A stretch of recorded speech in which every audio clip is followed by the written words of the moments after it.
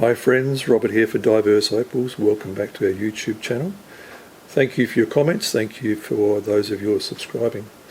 A few weeks ago, or a few episodes ago, we did a tutorial on making triplets, and today we're going to continue on in that theme of triplets, but this time we're going to talk about making a freeform triplet. In the past we've used caps which have governed the size of the stone or the shape of the stone. In this episode we're going to talk about how to utilize what we have and how to prepare the glass that will be used on the top. So let's get started with this. We've got some nice pieces here to choose from. This particular piece here will be our piece of choice today. And alright, let's talk about glass. We're going to assume that so far with regards to your opal slice that the backing is on there, your slice is flat. The next thing we're going to need to talk about is what we put on top of the slice itself. And what I have here are two pieces of glass, and what I try to achieve is getting glass that is in fact white or clear, is not coloured in any way. And we can see that this particular material is glass. When we look at the side profile of the glass, it is in fact clear. Some glasses, in fact most glasses these days, are green or coloured in some particular way. So it may not make a lot of difference when it comes to something that doesn't have a lot of depth with regards to the cap itself or the covering, but I always try to do my best to produce something that is very, very clear. And this is a piece that has already been prepared to some degree. It's just been, as you can see, it still has this textured look like this does. And of course this will all change in the process as we make our freeform triplet. It has been ground on one side, but for my liking I'm going to do a little bit more work to this because I don't believe it's flat enough. It still has a little bit of ridging on it, and you may be able to see that as little circular marks that are actually from the diamond wheel. So next thing I'm going to be doing after I finish in this segment is to actually flatten this on another piece of glass with some 400 grit. Just as a comment, I will be using a two-part epoxy. This is Yuhu Ultra Strong, and this is my choice and has been my choice for years in making triplets and doublets. So the next thing we'll be doing is flattening this. Alright, in one of our previous episodes I talked about using plate glass. This is about a 6 or an 8mm piece of plate glass, and as you can see here we have an area that I've been working in. We're going to be using a little bit of 400 grit silicon carbide grit on here. We don't need a lot, as a loose grain, and a loose grain is always preferable because it actually moves around and provides the abrasive that we need just to flatten this off. So if we work on the glass, you can hear the sound that it's actually doing something, and I'm working in a figure 8. I turn the piece, work in the figure 8. Right, I've been lapping with this for a little while now, and it's taking a lot longer than I thought. So what I'm going to do is I'm going to go to the grinder, to my diamond lapping wheel, and I'm going to resurface this because it's actually not flat at all. I'm back from the diamond wheel now, and we're going to continue on with this. Now, okay, I finished the hand sanding on the glass with 400 grit, and you'll see in the viewfinder there is a couple of little areas on here that are not perfect, and there's quite a bit of difference between this surface and this surface and this surface and this surface. So I'm going to position the slice on the area that is in fact flat. This area here you can see from here and over here will be discarded. Alright, so our glass is flat, our opal is flat, everything should be clean. It's important that everything is in fact clean. And what we're going to do now is we're going to use the Yoo-hoo glue that I spoke about before. As I said, this is a 24-hour glue. It is mixed in equal parts, and we are using an industrial style hot plate. So it's got a little dial on the front. We can dial up the heat in whichever way we want, but what we need to take into consideration is that we're not cooking with it, we are warming with it. So keep that in mind if you are in fact going to use some sort of an electric device. You can use a barbecue plate. Just put some paper in the bottom just to protect it, and also just to make sure it doesn't stick, make sure anything doesn't stick to it. So let's just do this. We're going to use equal parts. I want to make sure that everything on here is warm. If you don't have Yoo-hoo glue, you can use some other brand. I don't recommend using a 5-minute glue. 24-hour would be preferable, and at this particular stage try not to overwork the glue, because if once we actually put the glue onto the opal or onto the glass, however which way you're going to stick it, there will be a lot of bubbles, and we have to get them out. Otherwise those bubbles are going to be creating little shadows on the surface of your opal. The other aspect of using a hot plate is that it dries quicker. Excuse the neighbour, it sounds like he's cutting down a tree. And we will put the opal slice on. It's on, and what we do now is we just gently rub it to seat it on the glass and to get any bubbles out. And we'll have a look from the other side now, and that gives us some idea of how it's going to look when it's finished. So I'm just going to check it by looking through the light, and in doing that I'm actually looking through the side. Well, as you can see, this is the final result after our gluing. But interestingly enough, we started out with two stones, we started out with one stone, and now we've got two. Unfortunately, I was able to drop the slice off the back in manoeuvring the position on the glass, and dropped it on the ground, and this part here was over here. So now we have two stones to cut. So from here, what we're going to do is we're going to go to the saw, and we're going to trim up around the glass. And hello George, and George is our cat.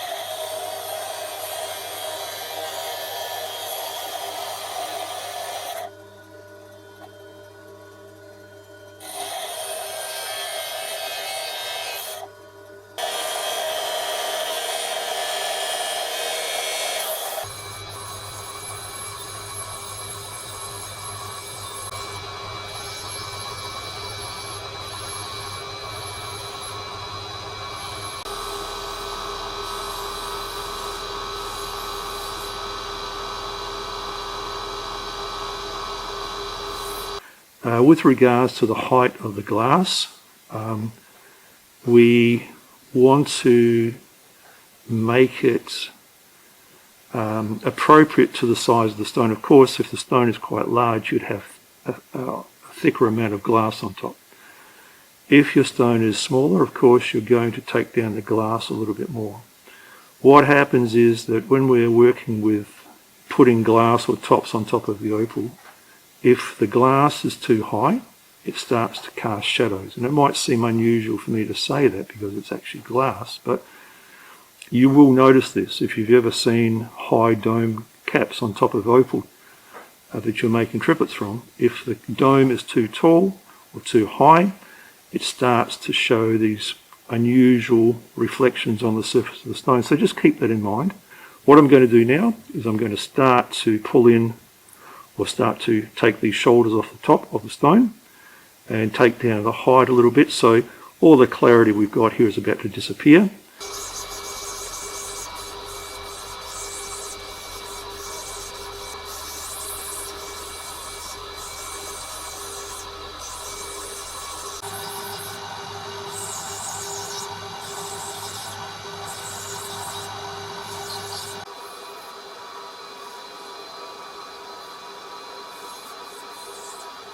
Well, we're back from the grinder, and you can see now the surface of our stones have got this nice sort of even matte finish. What I want to talk about is the amount that we actually grind this edge away, and how far we pull it down to the actual line where the opal is. And that's not just for a freeform triplets, for any type of stone. What we want to keep in mind is how the jeweler is in fact going to set this. If we pull this or make this edge down, lower down here somewhere, at this particular stage, because we're still going to do some sanding and it will come down a little bit closer maybe, there become issues for the jeweler. He will pull metal over this, and in pulling metal over this, if they're claws, he risks actually chipping these particular points. We're now at the stage of where we're going to dop these, because we can't really do this work by hand, and we want to give a nice finish to the sides and to the top. So we're going to be using a couple of pieces of wood, or dowel in this particular case, for dopping. I'm going to be using a fast setting glue. This one is Yoo-hoo Quick Set. Sets in about 10 minutes. You can use any type of 5-minute glue. The one thing I'd encourage you not to use is in fact wax. We don't want to be heating up the stone once this gluing process has been complete, and wax requires heat, so let's try and stay away from that. When you're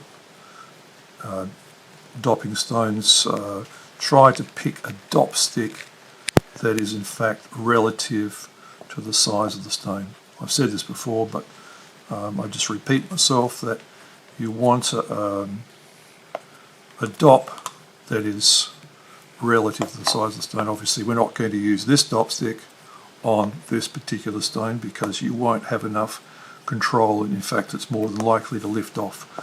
And just put sufficient amounts of glue on the stone and dop. Make sure it's central on the stone.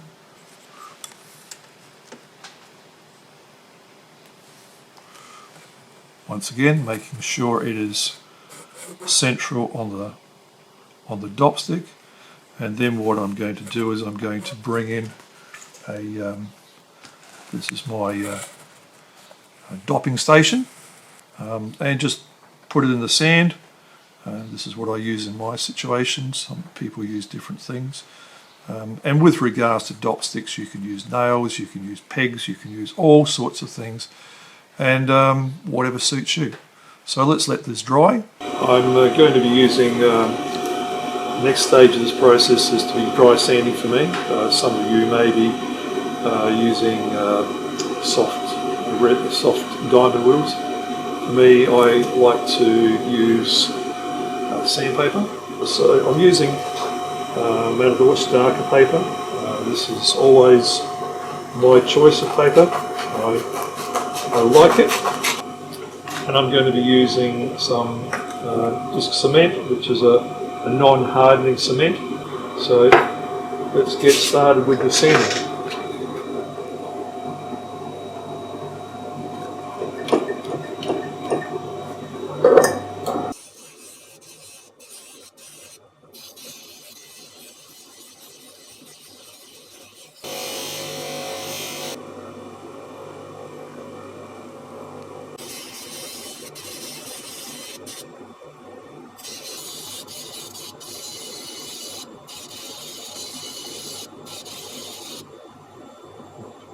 This is the finish after 180. I'm now going to be using a 400, but from some experience I've had in the past with doing freeform stones with glass tops is to slow the machine down. So I'm going to be using 1500 RPM. Fortunately, my machine has the ability to offer two speeds, 3000 and 1500. I'm going to be using 1500 now.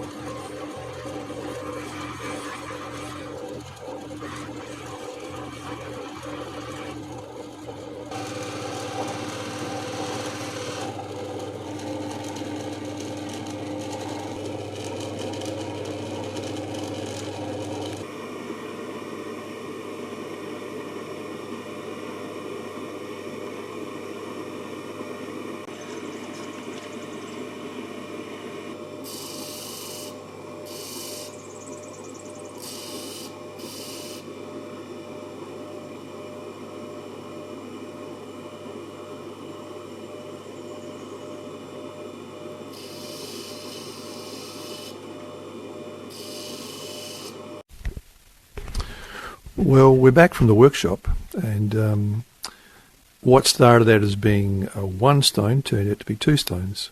I think the smaller piece was worth salvaging, and now we have two lovely stones. There was a few trials with this process, and making triplets always is, as you may discover for yourself when you're making your own. But I hope that this tutorial has been of help to you. Your questions are always welcomed. And thank you once again for watching Diverse Opals. I'm Robert for Diverse Opals. Thank you for watching.